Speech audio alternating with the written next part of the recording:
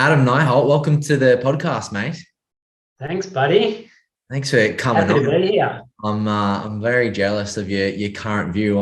I've kind of faced backwards to the window and kind of just looking at my screen, but you've got the ultimate setup with screen on the left and ocean on the right, mate. Tell us a Yeah, little bit about exactly. your ocean office setup. Yeah, well, look, if I get a bit distracted and I'm kind of looking out there, I might just be watching some guy on a wave or something. Yeah, it's pretty good. It's just yeah, we've just got little walk path and sand dunes, so and right out to the ocean. So probably about 300 meters just to the water's edge, which is pretty amazing. Very nice, man. I see you got the board behind you, so if at any point in time you see a good wave, I'm sure you can just grab it and run out there. Yeah, that's it. If you see the back of me, you know where I'm going. I Don't be love it, mate. offended. I'm very jealous. Well, I guess on the property front, given we are supposed to be talking about that, I guess given your experience, what do you feel would your own sort of philosophy about building a portfolio or a property portfolio be over the long term? Yeah, I guess personally, my strategy sort of formed kind of by accident in a way. It was sort of built around lifestyle. So I travelled quite young, but I was also pretty conscious of keeping finances in mind. We didn't come from a rich family or anything like that. So there was a lot of talk around paying bills and school fees, whatever they might be. So I guess as a kid, I sort of heard those things and stored them in the back of my brain somewhere, and came to the conclusion that you need to build wealth because you don't want to be talking about bills, as an adult. So my strategy was built around lifestyle design. I travelled for quite a few years. And while I was doing that, I was coming back to Australia and just buying a property. These were cheap properties. I must admit, the first one was a $40,000 property. It was a one-bedroom unit, and I think it was renting for $110 a week. And at that point, I didn't know how to calculate yield. I didn't really know what cash flow was or anything. I just thought, geez, that's really cheap. Maybe I should buy it. And that started me on my journey. And getting back to the strategy there, I guess it would be rent vesting, because that kind of frees you up. You can go and live, whether you want to live near the city in an expensive district or suburb that you may not be able to afford. That frees you up to do that. You might be wanting to live on the beach or something like that. A lot of people buy their first property in a cheap area and then go and live in that property, but it may not support their lifestyle. So, I always think we've got to be careful of doing that, because you want to also maintain a good lifestyle. You want to be enjoying your life and not sacrifice everything to create wealth. So you can actually do both. And I did do that. I traveled for 7 years overseas, whilst trying to buy a property and rent those properties out and have other people pay them off while I was living my lifestyle. So I guess that's the rent vesting strategy, and that's what I do. And it's a great strategy, I think. Yeah, I love it. I'm slowly becoming a much more bigger fan of it as well because, especially given COVID and the no longer requirement to sort of be close to where you're working if you have those favorable conditions where you can work from where you want to. My wife and I are big advocates of traveling and enjoying our lifestyle and, enjoying our daily life. And if you sort of bog yourself down on $1 million asset in an area that, you think you're going to be comfortable with, then you kind of even feel bad about taking holidays when you got to pay $5,000 for a mortgage and then you're spending $10,000 on a holiday or whatever it might be. But doing that rent vesting strategy gives you the flexibility to sort of move around and go to places that you might not have gone to if you weren't rent vesting. So yeah, I love it, mate. It's a good terminology. Firstly, where were you buying properties for $40,000? I know it was a one bedroom, but that's crazy. Isn't it? Funnily enough, it's one of Perth's expensive suburbs. It's right on the river and the beach. It's called Mosman Park. It's a really prestigious suburb, but this was in a big block of units, those big, ugly towers that you see that you never probably want to live in. But 40 grand. And I went in, I saw it, and I took my dad along and met the guy, and he was like, oh, I've got a few in this tower, and I'm just selling one just so my wife and I can go to Europe and travel around Europe. And that just opened my eyes and was one of the first things that I realized when I realized that, you can really make money off property and go traveling and that sort of thing. So just that one liner that the guy said to me kind of made me realize that I was on the right track, Yeah, it totally gives that validation around the strategy and how it all works. Yeah, that's it. And I guess if you had that opportunity to go back to young Adam and tell yourself a few things, I mean, what would you go back and tell yourself if you could? Probably educate myself. Podcasts weren't a massive thing when I was 21 years old, but you could always read a book. And one of the best books I've ever read, and I've read it quite late to be honest, was I'm trying to remember the name now. Rich Dad, Poor Dad, is that the one? Yeah. Rich Dad, Poor Dad by Robert Kiyosaki. That's the one. That's such a good book, and it really can open your eyes on how money can work for you. So I guess it would be educating yourself, and once you've got education, you can kind of trust your gut a lot more. Sometimes you might be moving into a property decision and you're not sure if it's the right one, and that's probably because you don't have enough education. So once you do have that behind you, you can trust your gut. Ignore the media because they're just out for your clicks. They want to tell you that the property's going to crash, or the market's going to crash, or it's going to boom. Biggest boom in 100 years, or whatever it might be. So just iron out the wrinkles, ignore the media, zoom out and think long term. If you're thinking 2 or 3 years ahead, you might want to consider thinking longer term, 10 years. And I know that sounds like a long time, but it goes really quick. Yeah, I think education is the most important thing. If you gain that knowledge and experience as well, then you can make those decisions much quicker. Like, I can walk you through my whole journey of building out a portfolio. And, when I first started, I'd pretty much go to every open home that that was available at that time. Now I'm really good at sort of filtering what I think would be decent quality properties just based off sort of location and appearance. And then, as soon as I walk into a dwelling now, I can make that snap decision to say no immediately, pretty much, or this is a potential. Let's get some further due diligence done. So I think that education piece is so important. Now, exactly. You don't have to get into too much detail on your own portfolio, but if there was something that you could change, or if there's something that you did change about your portfolio or made a mistake along the journey, would you care to share to the listeners? Where do I start? It's, if you can feel like you're exposing yourself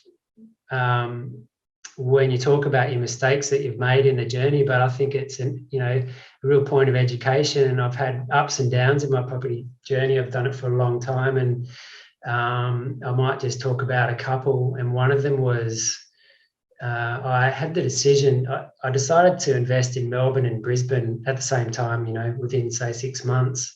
So I bought a townhouse in Richmond, and I think at the time it was about 560,000.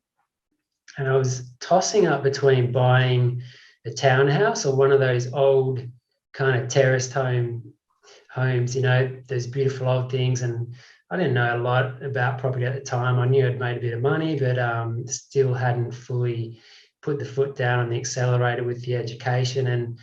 And these homes they were old and they were joined together. And I'm like, they're really pretty, but kind of want the flashy new townhouse. That's probably something I'd like to live in. So I paid 560 odd for it. And fast forward, this is probably 2009. Fast forward, 14 years or whatever it is. That townhouse is worth about 800K, and the house that I could have bought for roughly the same price is about 1.3 to 1.4 million. So there's a big difference there, and a big education piece. And I did a similar thing on my Brisbane decision. I built a house out in Springfield Lakes. So I think I paid about 380,000. And before I built that house, I was looking around Mount Gravatt, Mount Gravatt East, around there. And I think the houses there were about 420 grand. And I decided to build out in Springfield Lake because they were building the rail line, biggest shopping centre in the Southern Hemisphere, the huge university was going up. And I was like, this is a no-brainer. Government's pumping money in there. So built the house, and then let's fast forward 13 years or whatever it is, 600,000 for that house. It's probably valued at the moment. And the Mount Gravatt house would be worth around 1 million. So, it's a big education piece just there.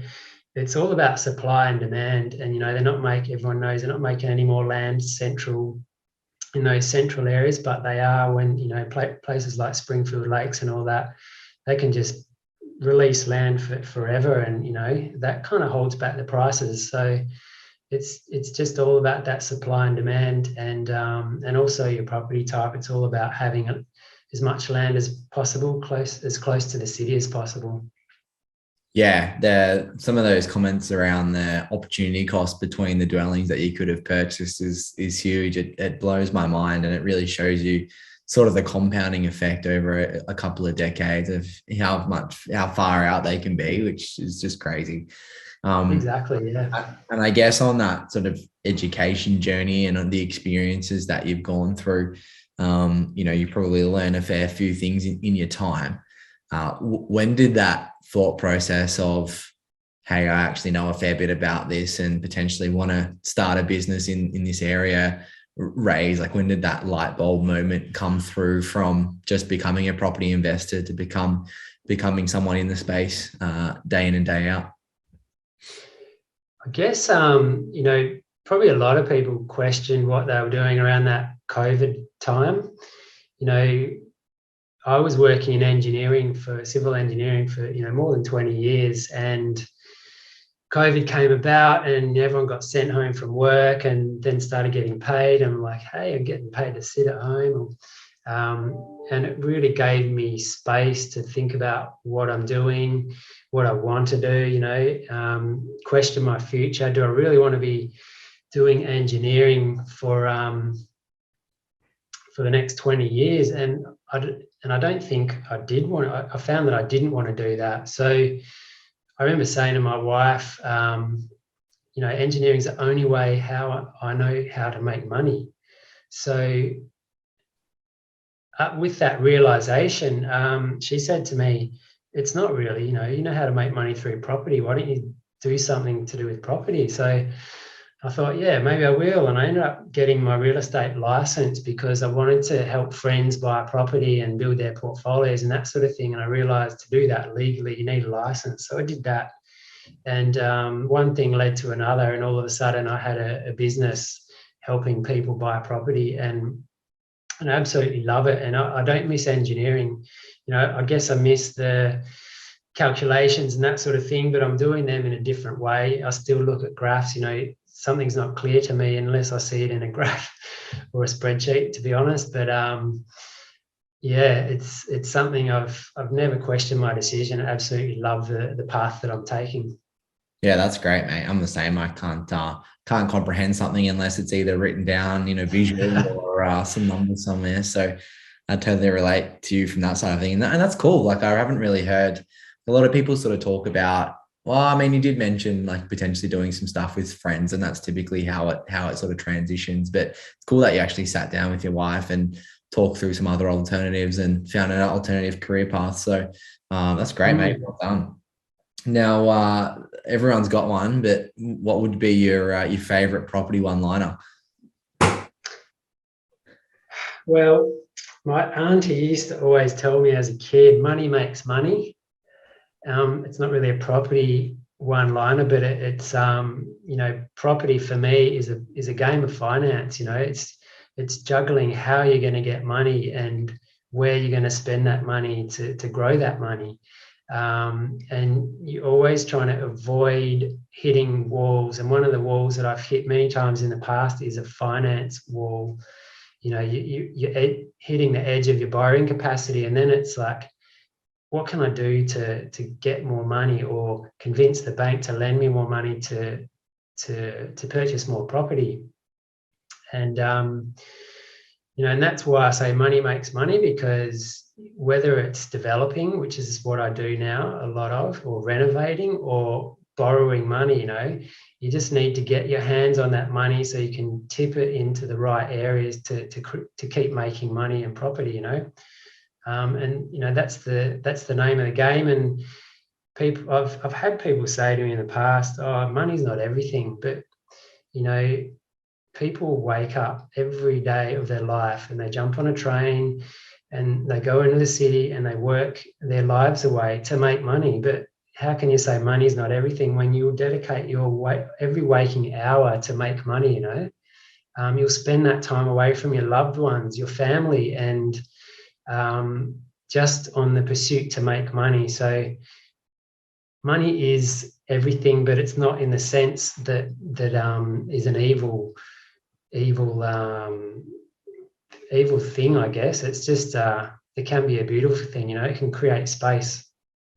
Yeah, you're spot on. I think that's a great way to sort of look at things. And the other way I sort of look at it as well, time is probably everything, as you were saying, like having time with your family and not spending your time on a train going to work every day and wasting your time. And money can buy you time. And so, yeah, people might say that money isn't everything, but time is, and money can buy you time. So there's a correlation there, definitely. Mate, it's great points. And I think you've given us plenty of gold today. So thanks for jumping on, and maybe I'll come up with a new set of questions sometime soon and we can get you back on. How does that sound? Yeah, we'd love that for sure, Jordan. Well, thanks for having me, mate. Thanks for coming, and go and enjoy that surf, mate. Will do.